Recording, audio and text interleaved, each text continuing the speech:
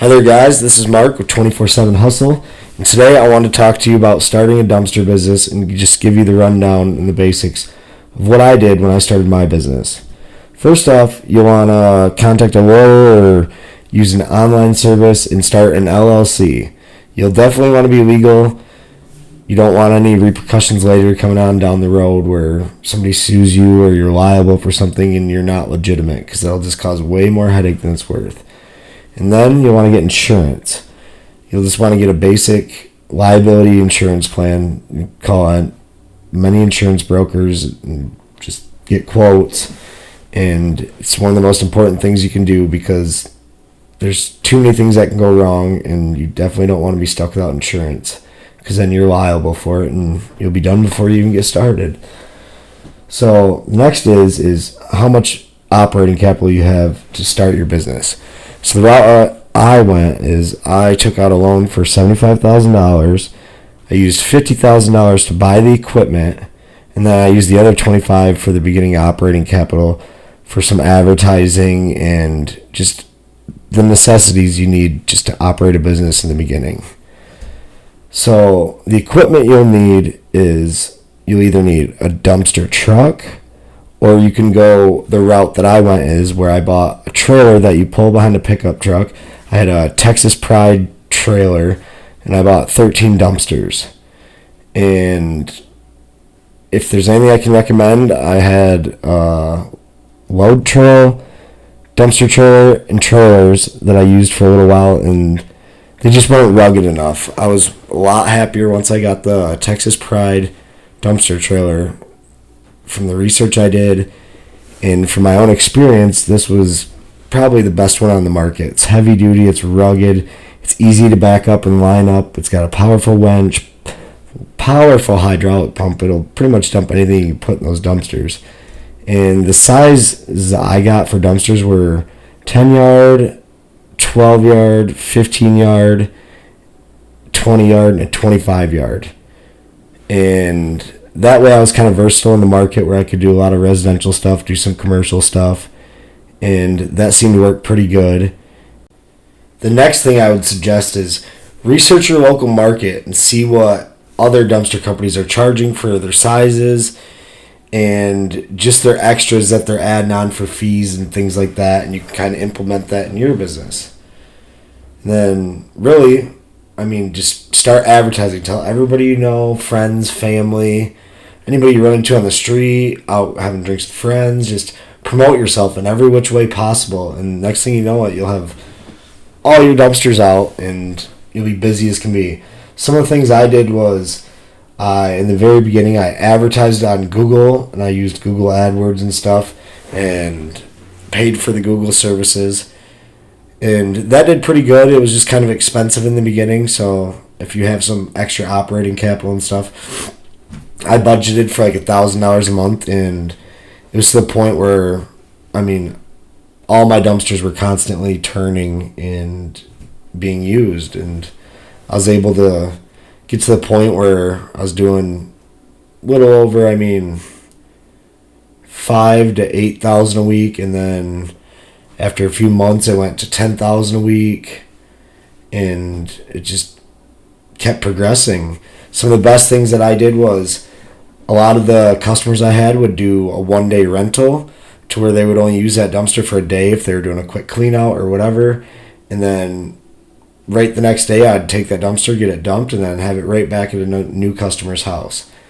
And that seemed to work pretty good. That's the best kind of dumpster rental you can have, is when somebody just does the one day. And then really just base your pricing on, length they're going to have the dumpster. Usually I would allow up to like 7 days. Then anything after over 7 days, I would charge $25 a day. And that seemed to be kind of the norm in the area I live in. I live in Michigan. A few more things I want to add about the advertising. So a lot of the things I did that you can do for free, to where you don't have to pay for the Google services and all that, is I built a business Facebook page and stuff like that, and I would constantly post dumpsters being delivered and kind of post the process and all that good stuff. I'd use Instagram a lot, share it on Instagram stories. And then another sneaky thing I did was I would find a way to advertise for a dumpster for rent in Facebook Marketplace for free. And it usually worked out pretty good. Sometimes it'd get flagged. Probably another competitor or something would see it in there and flag it, and Facebook would delete it because you're not supposed to advertise services. But then I would just kind of probably add another one, and it seemed to usually work out. I mean, I got quite a few hits just off Facebook, and it seemed to work pretty good.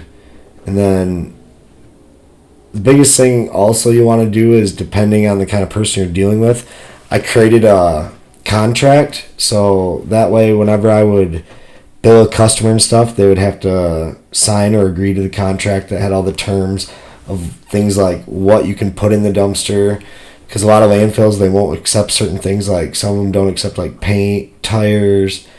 They'll charge you more for mattresses, and just you're not supposed to put any chemicals or anything like that in the dumpster. So it's always good just to give your customer a list of the things that you can and can't put in the dumpster, just so there's no arguments or anything later. But a lot of the customers I had, I honestly didn't even use a contract. We were just pretty much good by an agreement, and they agreed to follow the rules and stuff, and I really didn't have too many issues. And then another thing I did too, just kind of like just give a warning so they know better, where if they overfill your dumpster over the sides and stuff, you're going to charge them a fee. So on my dumpsters, I put like stickers and stuff that said do not fill above this line around the entire four corners of it. And I only had a few issues to where I got to the place to pick up the dumpster and the thing was 3 foot over the top, and I mean that can be really irritating, because then you got to worry about when you haul it, things falling off the top, and there's just a lot of liability, and it's just drawing too much attention to yourself. So that's something definitely you want to keep in mind to always handle with your customers, is letting them know the do's and the don'ts. And you can find that, research other dumpster companies and see what their policy is and stuff like that, and then just implement it in your own way, and it seems to work pretty good.